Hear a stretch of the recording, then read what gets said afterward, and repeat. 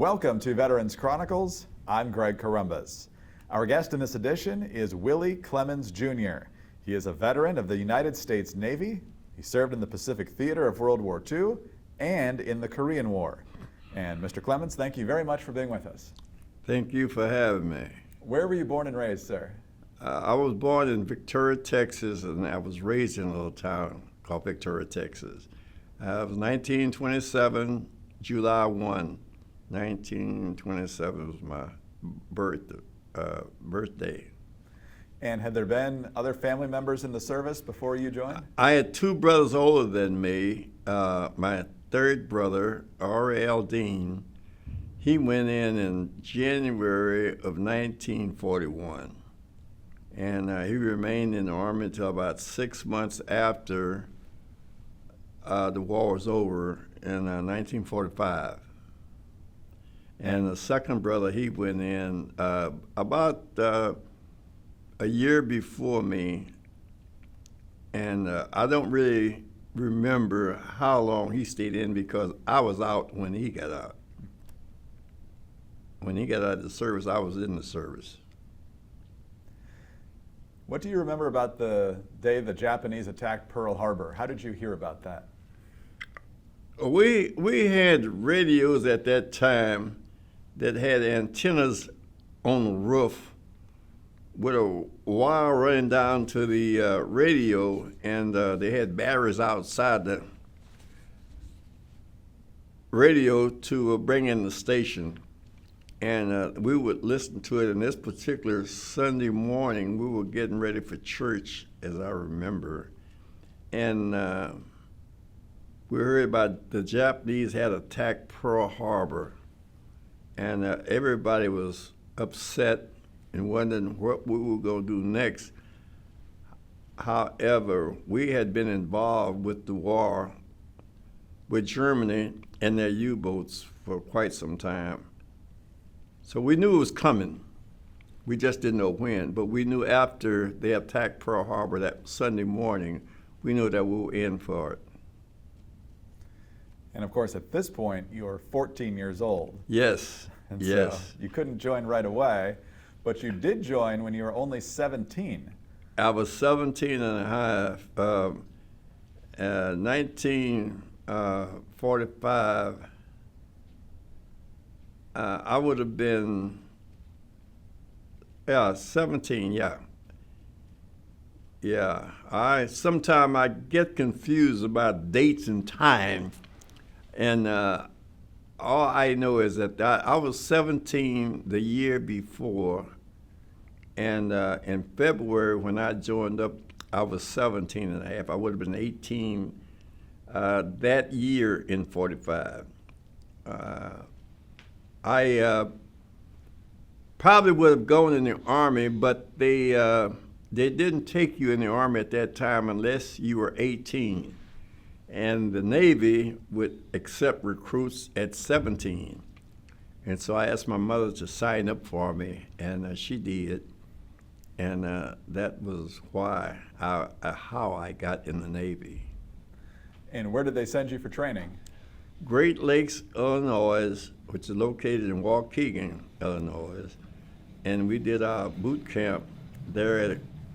They had a number of camps for trainings.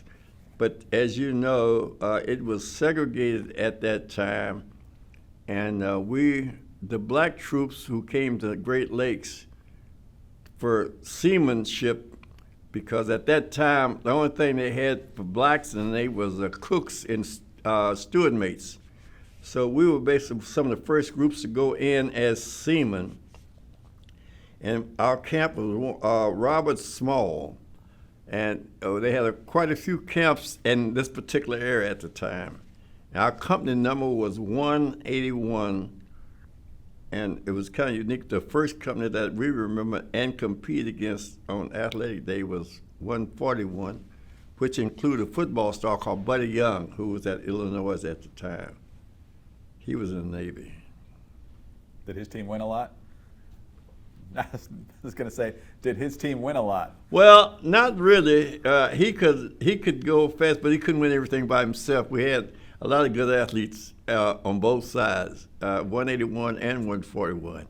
And you're a good athlete. I've heard you were an excellent baseball player. I did play baseball and softball in high school. Matter of fact, I played football and baseball in college and ran track.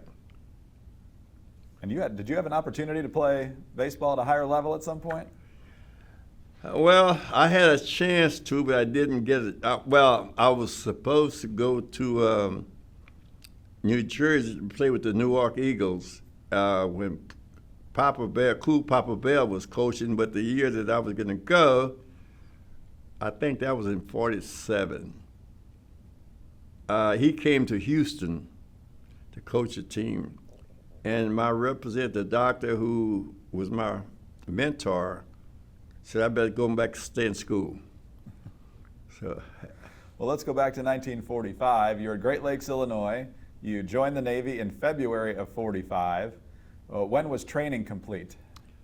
8 weeks after that, February, March, April.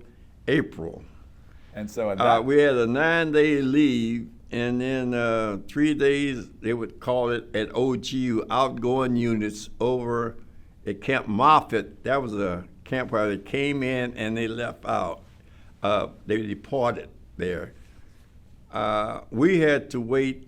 We were scheduled to go to Europe, but the war ended in April, in Europe. And so we had to wait until we got enough to get on a train, and we went to California and stayed there at, God, I can't think of the name of the place, right between Oakland and Frisco. But we stayed there for a few weeks, a couple of weeks really, until we got enough to get on a troop ship and go to Hawaii. And we would camp our ear for about 3 or 4 weeks, if I remember correctly. And we got on the LST, and it took us to the Philippines. And we stopped, our tour of duty began in the war zone in Manakani. And our duty was to load and unload supply ships that would bring supplies to that Pacific area, the theater of war, in that Pacific area. But they were all over, but we were in Manakani, just away from Leyte. What kind of things were you unloading? Everything that the soldiers or sailors would need to keep them full and to keep the ships running. And all types of ice cream, and later on we found out what the liquor number was. There was a Duva number that they had on the medical supplies. So it was a learning experience. We used winches, lift equipment to get stuff out of the hole and pull it up and put it into a designated craft that would take whatever we would bring up for them to that particular ship. And we had 3 shifts, 3 8-hour shifts at that time. We worked around the clock. And it was an amazing operation when you think about it, how the government would keep supplies coming in for that particular part of the Pacific. Because without supplies, they could absolutely do nothing because they wouldn't have anything to eat. They would have no ammo or whatever to use. So we didn't realize it at that time because most of us were young and we wanted to fight. But then we thought that was kind of minimal type work to do, is load and offload the ships. We wanted guns, But we found out later on in life that that was a crucial point for everybody involved in the Pacific to get supplies, I could say, because it was necessary for survival. Food, ammo, and they had the oil tankers in to bring in fuel because ships had to be refueled ever so often. It depends on how they use it and how fast they would travel. The faster you travel on a ship, the more fuel you would use. That's like a car, I guess you could say. So did you also deliver the supplies, or did others come and get them from you? They would come to where the supply ship would anchor there in Manatee, and they would send their personal ships that was attached to whatever ship that they were on, would send them to this supply ship, and we would unload the supply ship onto their craft, and then they would take it back to their ship. And sometimes they would have to make 3 or 4 trips to get supplies, get whatever they were ordered or whatever designation that these supplies were going to. So it was quite interesting when you look back on what we were doing. We realized, or I do now, how essential it was to keep supplies moving into areas where it was needed. And did you have mainly one job as like a lift operator or working in the hold of the ship, or did your job rotate? You learn how to use a winch, and we had signalmen, would put their hands up for lift or move it. So, but you learn these things as you go along, and just about everybody knew what everybody's job was. But the winch operators was kind of special because, and the signalman, because he'd tell him where to pull, which line. It had 2 lines. Which line to lift up and which line to make stuff level, to lift it out of the hole, turn the winch around, drop it in this other ship on pallets. Everything was on a pallet, and they had numbers on them. So I guess the codes were for whatever ship that these supplies was designated to go, wherever it was designated to go. So then you would stockpile it by numbers? It would come in that way, and our chief, whoever was the chief of this squad, would have a paper, would tell him what area the equipment for this particular ship would be. And so whatever hole, these supply ships were large, and the holes, what we call the holes, below deck, and sometimes we had to go 2 decks down to get stuff up, And we would use the crane, not the cranes. Well, the cranes were essential for pulling stuff up, but we'd have the little lift cars down in the hole to bring it to where the lines could be fitted under the pallets to bring them up with. So it was a job that you learned. It didn't take you long. You didn't have to have a PhD to do it. It was experience to do it and to do it right. But it survived. And it was a system that you wouldn't think of ordinarily, but whoever developed it, I'd say he was a genius. Now, you mentioned 8-hour shifts. Yes. In the Philippines. What was the weather like while you were doing that? I'll be frank with you. I can't remember, because we worked 8 hours. It didn't make any difference if it was rain. The weather was never cold, but we'd often have showers come through. And the little boats, little ships that would come up to get their stuff, they would be bouncing around. So you'd have to be very careful in the wind and when the water would be a little rough. Sometimes those things would be difficult to set down properly. And the winch operator had to be really smooth sometimes to get with the flow of how the ship would be shifting around a bit. Now, by the time you got there, there were only a couple of months left in the war, although you could not have known that at the time. Well, we got there probably in the early part of June. We got there probably the early part of June, and we found out about the end of the war when they dropped the second bomb. It was in September.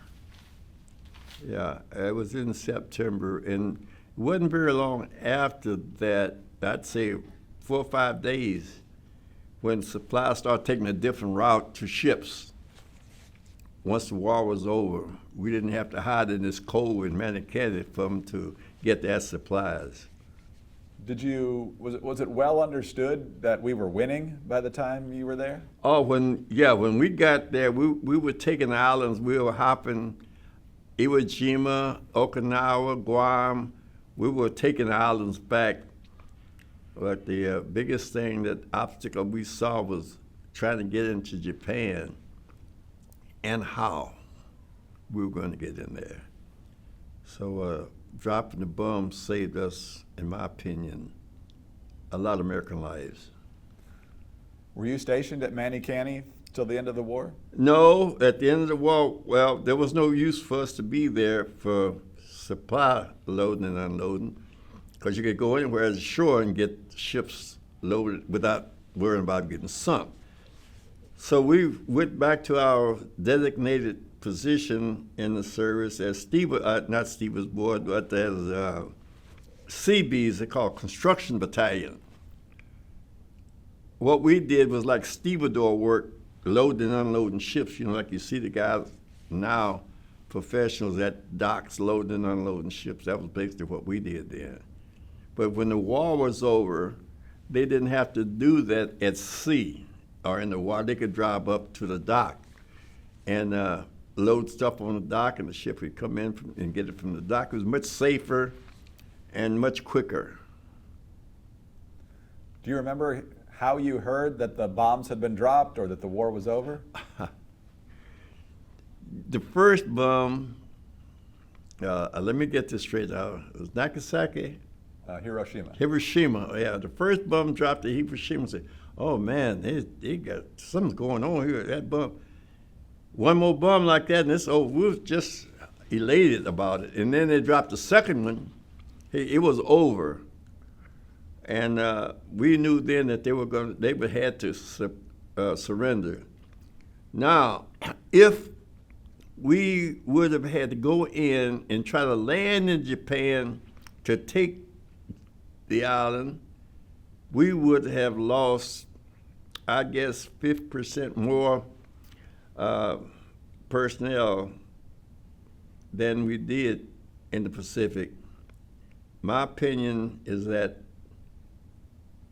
even the young kids would be shooting at you because they believed that the emperor was a sun god, and whatever he said, however they died, they would reach heaven, or whatever attitude they had. But we knew, and I think our superiors knew, that if we had to attack Japan and try to land anywhere in Japan, we would have been fighting for 6 or 8 more months with the loss of 50% more personnel.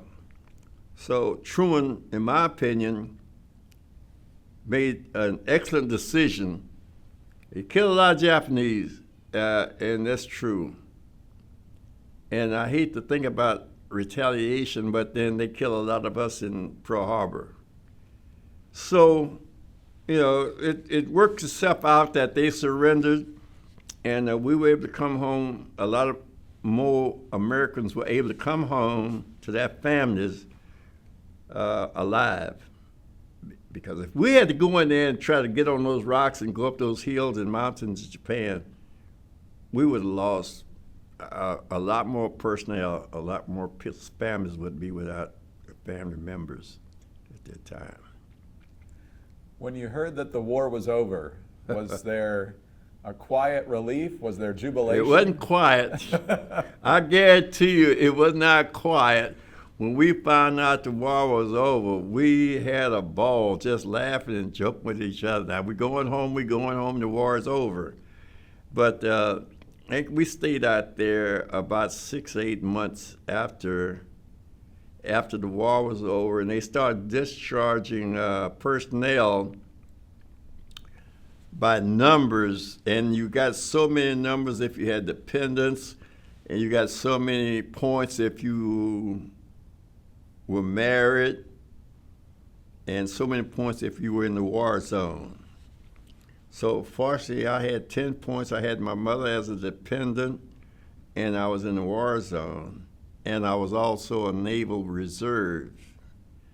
I was not a regular. They had 2 classifications at that time, regular and reserves. And the fact that I was a reserve, I think I had 36 points early. And I was able to leave the service. It was in April or May. Well, I know I got back home in time to complete my junior year in 46. Yeah, I got there in time to finish my junior year in 46, and I would have been 20 the next year in 47 in July. But I was able to get back in high school and get out the next year in 47. Yes, that's about right. Yeah. So you left the Navy after you got home Yes. to pursue your education. Yes, and being in the Navy did a few things for me that I didn't realize. I didn't realize how important an education was when I left. The fact that in Texas at that time, when you got to be 12, between 12 and 14, you want to get a job and try to help the families to survive. And emphasis on education for blacks was almost nil. Now, there were some who understood what was going on because we had quite a few people in the school. But the basic thing was to try to find a way to live. And but I realized when I got in the Navy, if you want a decent life, you had to have an education. And at that, I got in the Navy. And some other people who was responsible for my development as I grew up, knowing that if you want to have a decent life, you had to have an education. And so I wanted to go to college, and I was fortunate to get a football scholarship, and I also had a little money left in the GI Bill. So I got into Prairie View A&M University in 47. So that was that area of my activities in World War II, basically, yeah. What did you study in college?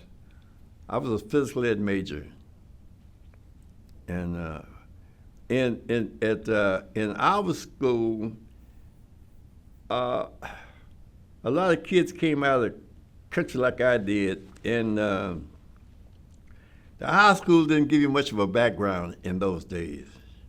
You didn't in the black schools. I put it like this: in the black school, we found out, and the teachers at Prairie View, when you tell them what town you came from, they would know what you didn't get. And you had to kind of catch up with the kids who came out of places like Houston, San Antonio, Austin, who had better schools and better places to experiment in labs, music, and a lot of other things that most high schools had. In the small cities, you didn't have it. I remember our library consisted of a little 6 square room cubicle that I think in it was only periodicals that they got from newspapers or magazines or something, hardly any books at all. Anyway, you start out with a handicap, and they knew this at Prairie View, and they knew this there.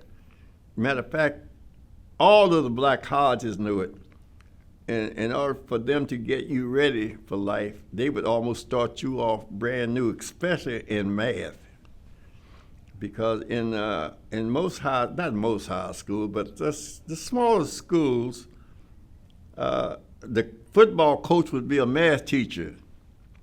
And sometimes he couldn't put 2 and 2 together. You know, it seems funny now, but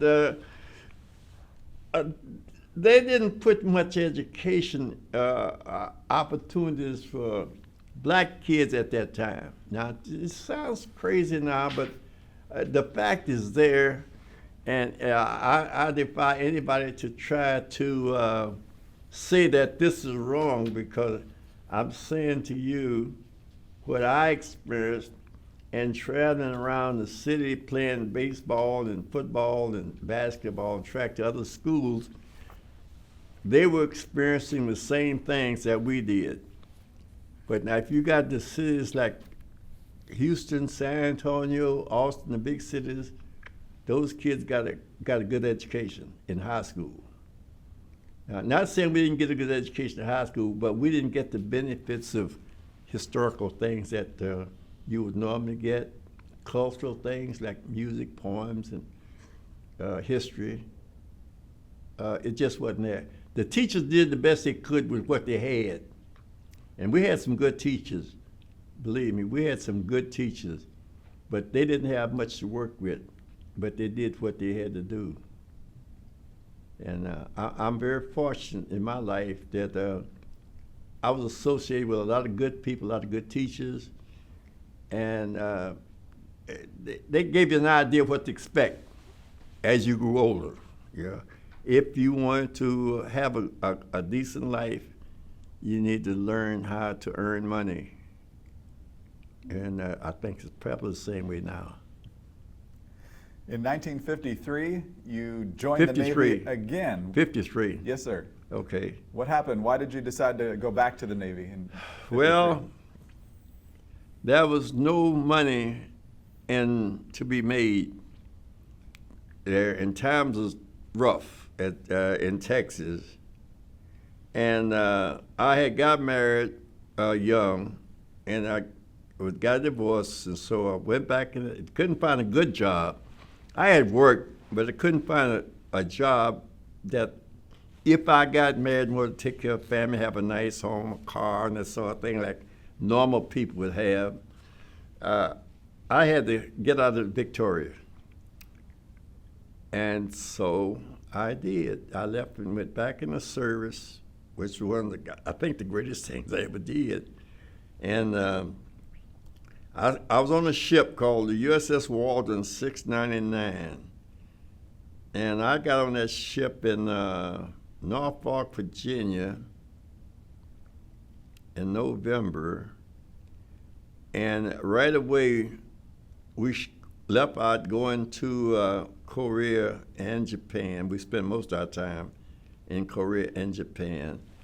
And we left there, went down through, we stopped in Hollywood, Florida, a couple of days for refreshments or whatever.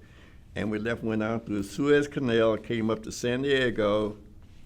And when we left San Diego, went to Hawaii. And we left Hawaii, went through Okinawa, and on to Japan. And we operated out of Japan into Korea. Sometimes we'd be gone 30 days, sometimes 2 weeks. We were, it was 4 destroyers in our group. We called Dev 22. And it consists of the Alton, the Weeks, the Hainsworth, and the Waldron. That's what I was on, the Waldron. Those 4 ships, and then we were part of a squadron.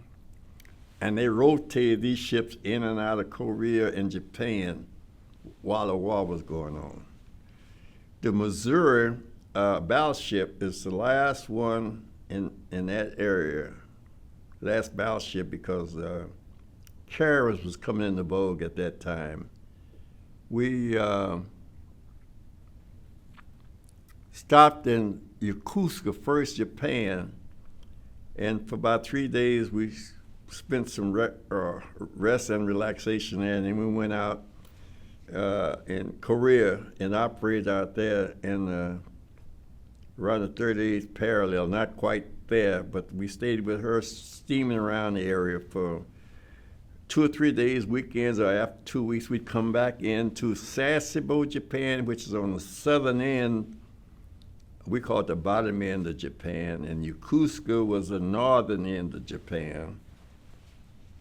And we'd stop in those 2 places depending on where we were when it was time for us to come in, and we would get relieved by the other 2 ships that was in our division at that time. So that was basically our job as destroyers, was to travel with the battleship to protect it. We may have been a mile or so away, or maybe 3 or 4 blocks, depends on whatever whatever we were doing.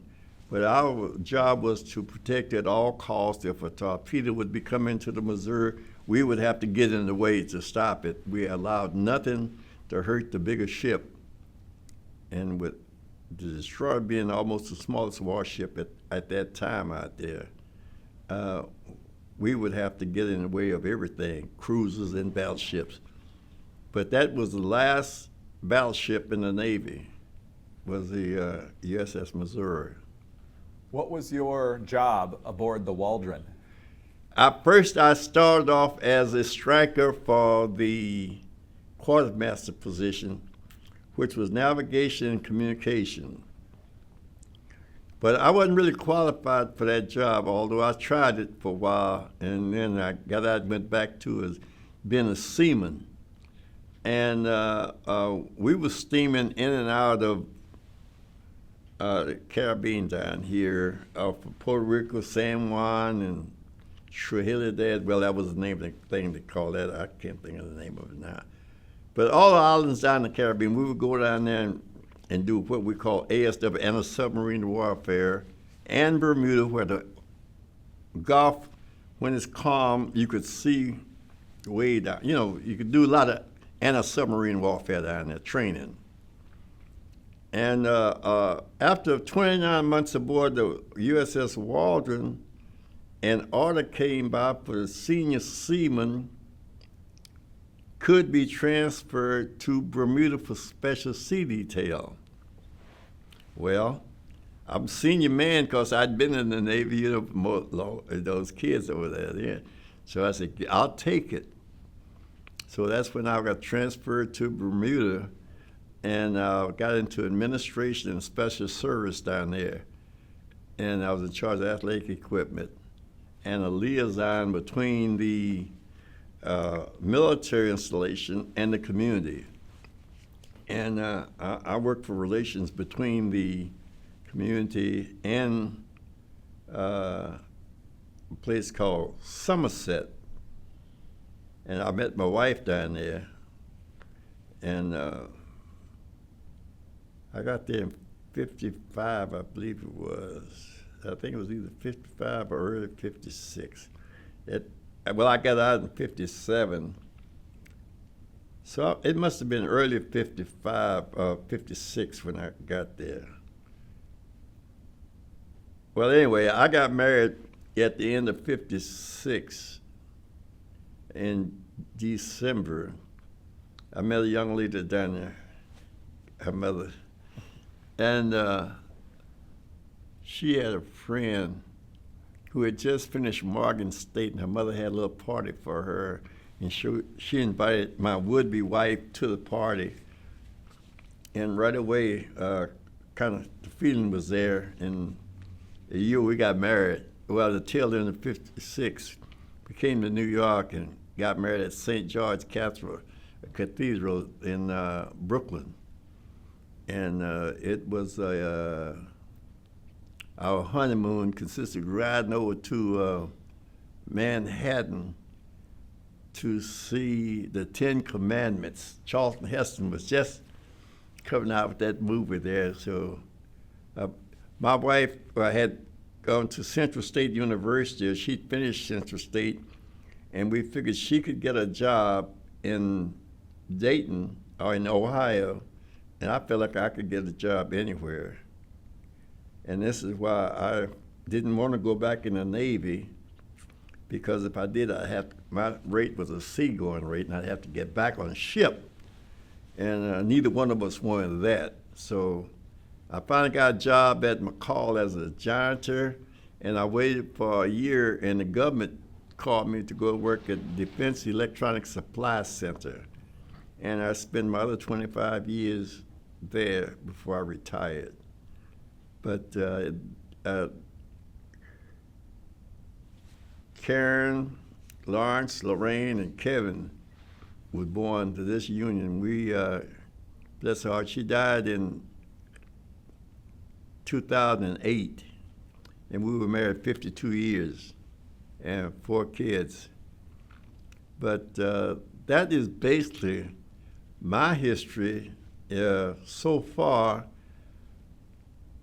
we had a great life, and everything that I did in my young life, it began to pay off, and I got a lot of education from being with people who cared, and people who helped me along the way and kept me out of trouble while I was young, and just basically, like, to take a village to raise a child. This was a village that helped raise his child at that time, because I was wild, you know. But it just helped me to grow and want to do better for myself and a family as I grew older, and my time was well spent trying to do things for other people that I could, and help young people now to understand what an education means more now really than it did in my day, because there's more things to get involved with, and it costs more to live. Everything has changed. See, your telephones now, you got a cell phone in your pocket, you can call home or call where you want to. When I was young, they had what they call party line. There'd be 5 families on one number. And everybody, when the phone rang, everybody would pick it up, you know. And sometimes it created confusion when somebody wouldn't hang it up when the other person was talking, you know. So I've seen some changes. Some of it's been for good and some not, but basically the world's okay with me. The worst was when you wanted to make a call and you picked up the phone and somebody else was already talking on it. Yeah, well, you know, frustrating you can do that. You can do that, you know. It creates some confusion at times, but I think about that now when I see the kids walking around with telephones in their hand. They can call home or whatever they want to, and sometimes it's not so good either when you see them riding around texting. No. It's scary, yeah. Let me ask you a couple more questions about your time in the service. When you were around Japan and Korea, the major hostilities in the Korean War had ended at that point. Were there any tense moments while you were serving in that area? No. Our time was spent on a ship. We didn't get off in Korea. The tense moment that we had one morning, it was real foggy, and we were supposed to rendezvous with the Missouri, I think it was 0600, and it was getting daylight at that time. And for some reason, we had a captain. Well, he was a full commander, and we had different rates for Navy and Army. Full command would be like a lieutenant colonel in the Army or Marine. But we all called them captains. Whoever was in charge of a ship, if you were a chief and you were in charge of a tug, they call you captain, you know. But anyway, this particular morning, it was foggy as all I'd get on. And we were anchored in this particular area where the Missouri was supposed to be. Well, the captain came on deck and looked around. He didn't like what he saw. Even in the fog, this guy he was amazing. He looked around and said, I don't like this, you know. So he called for the quartermaster to come up and give him a reading. Well, first thing, the Petronov, the lieutenant commander, was second in command. He grabbed everything and started looking around. Command told him, said, no, you get out of the way. He called the chief up, old guy, you know. He knew what he was doing. He got to doing things, you know, and said, hey, we're here. So get that anchor up and let's get the hell out of here, you know. Well, we could have created an international incident if we had been spotted in that particular area. We were like 2 miles north of the 30th parallel. So we had to get out of there. And the people on the Missouri was wondering where we were, you know. We didn't dare break radio signals. We didn't do that. We just hustled out, and we finally Clemons, we did some visual. The fog had cleared up when we got out, because it took us about 2 hours to get back to where they were. But anyway, it was that was an incident. But we didn't have any problems with anybody. The Japanese people really treated us like kings over there at that time. I don't know why, but everything changed during the Korean War, and entirely different from when I was during World War II. The Korean situation was totally different because I think they were afraid of the Chinese.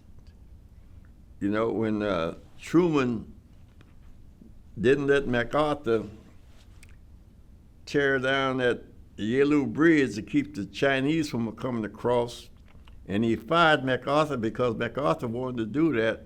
That's when we caught the blues, when civilians made decisions other than the military. And at that particular time, the Chinese came across that bridge, man, and it was lights out for us there. And that thing progressed into a serious operation, because we had to fight the Chinese and the Koreans. So that was not good. No, that was a very, very brutal war. Yeah, that was not good. But MacArthur's job was to do what the president said, although he was right, in my opinion, to do what he wanted to do, because he would have saved a lot of lives at the time. But the way the situation was set up, the commander-in-chief is the president, and when you tell the military to do something, regardless of whether it's right or wrong, he can quit. That's his alternative. If you don't want to follow instructions or orders, then you quit. So, but he fired MacArthur for that. True.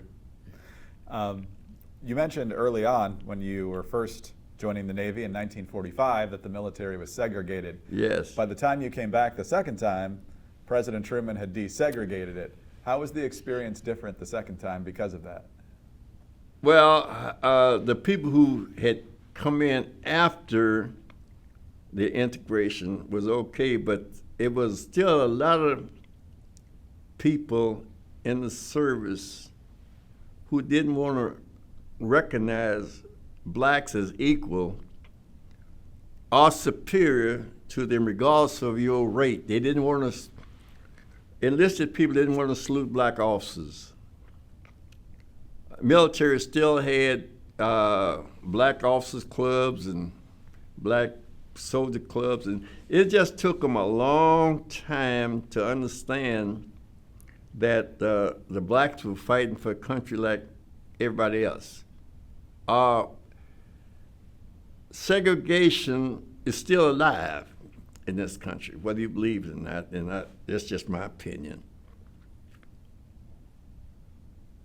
In 51, when they first integrated, Korea was in vogue at that time. And we had a ROTC unit that supplied second lieutenants to go to Korea. A lot of them didn't come back, and it wasn't the Koreans that got them. They had to take orders that would just knock them out. I was part of an ROTC unit. I didn't stay in that long in Prairie View because I think they were giving like $30 a month to be in the ROTC. And once you get out of ROTC, you go to Fort Bing somewhere for changes or someplace in Texas to get your little gold bar. I was a little too old to handle that kind of stuff that they were doing. Same thing about fraternities. When you go in the service, you come out, they're doing what you would think we kid things, But no, integrating the service was one of the best things that ever happened for this country, because there were a lot of good people in the military, a lot of good people. Then when you got into an area where what you do depends on my life, that makes a lot of difference. You don't care what color you are, If you're going to help me get through what I'm in, and I need your help, you need my help, we're going to work together. that solved a lot of problems. But when they have a lot of idle time on their hand, they would bring that stuff up. They'd have groups who would confess, I'm not going to do this, let's do this, let's do that. Some people would be easily led the wrong way. Same thing it is now. There's a lot of good people here, but there's a lot of people who can be swayed, and there's so much bad information being put out here now. It's hard to really condemn these people because they don't know any better. When you get fed a story without any rebuttal, and this is what I call the good people are not doing, they're not condemning the bad people for what they're doing. Silence is like approving of what they're doing. So my opinion is, if you're doing something wrong, I should be able to tell you, hey man, that's wrong. That's not the way to do it. Well, the good people are just saying, I'm gonna go over here because it's not affecting me now. In the end, it's gonna affect everybody. This is the best country in the world as a whole. When people prosper, everybody does. When one group prospers, when one group catch the blues or catch hell, all of them catch hell. I don't know why some people don't understand that. And it's not education, I think it's indoctrination that creates this problem. Because people have been indoctrinated with a bunch of, now we dress it up, we don't call it lies, we call it misinformation. Misinformation, in my opinion, it's not an opinion either, it's a fact, it's a lie. When you keep promoting something that you know is wrong, that's a lie. That's not an idea or something. And you got to say, good people got to come out and say, hey, you lying. Why would you say this is misinformation, or we publicize it like it's the truth? A lie appeared to me to get more attention than the truth. And for the love of me, I don't understand. Now, there's something I do understand, that money has a lot to do with it. And money is being supplied to our leaders, in my opinion, to do things that separate this country, because when we're separated, we're weak. And this is what they're doing to us now. They're interfering with our elections, they get away with it. They're interfering with our elected officials, they get away with it. We allow it that the good people can see this. How can you not have a dime when you get into Congress and you be there 2 or 3 years and you come out a millionaire? Now, you know something is wrong. It's money. So what we've got to do, we've got to tell the truth, And there's a thing out that the truth will set you free. We better believe that. And that's where we have to go. Sometimes I get on my bandwagon because, dumb as I am, I can see it, and I can't understand why the smart people can't see it. That the money is killing us. Money is, the rich people got it. It's just hard for me to understand how we allowed this to happen. They turn against us, and if China, Russia, Saudi Arabia take over this country, they're not going to do you any better than they do me if they take it over. We're going to be in the same boat.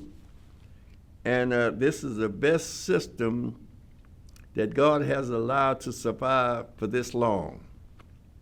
And now we have turned against him, each other, and we're not going to last if we don't change. But I have got faith that we will not allow this to happen. I really think that the good people, sooner or later, is going to come up and say, this is not right. You cannot continue to do wrong and survive. I think we got too many good people here for that. Might happen, but I'm hoping, and I think the right side of history is going to come up.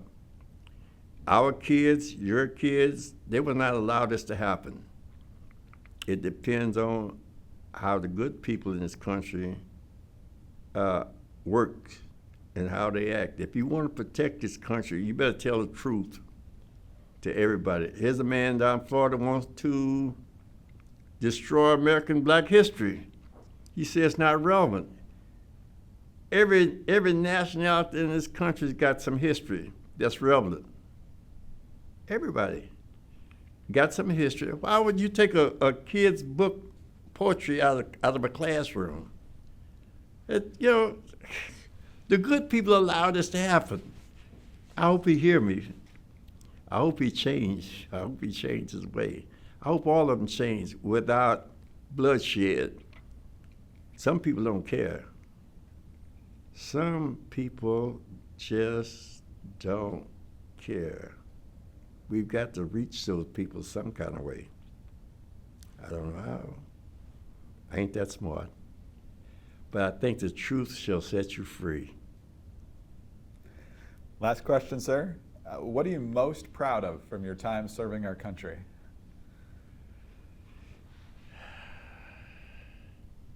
My experience in the Navy is so valuable. I really can't really tell you, I can't express the things that I learned and the things that I was taught. Discipline, for one thing, how to take care of yourself, so many things the Navy did that taught me the things to do. It's just not just one thing, it's a lot of things. A respect for authority, do your job, tell the truth. Those are the things I think was important to me, and above all, to tell the truth about what you're doing. And that got me through 95 years. And I'm proud to serve my country. I will do it again. We're having some roadblocks right now. We're going through some things, but every country has. A lot of them didn't survive. But we know that you cannot survive. A house divided cannot stand. Sooner or later, we'll be in other hands, and those 15 or 20 billionaires will be in control. And if they take control of America, they will have control of the world, and everybody will be slaves. Sober note to conclude on. Willie, thank you so much for your time today. Thank you very much, most of all, for your service to our country. We truly appreciate it. Well, thank you very much, and I hope we don't have to go to another war. War is hell, believe me. It's a bad thing when you lose your family members, and this is why we honor them today. The families that's living, we owe everything to them for their sacrifice.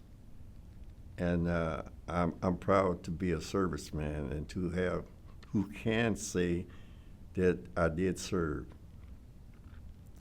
Willie Clemons Jr. is a veteran of the United States Navy. He served in the Pacific Theater of World War II.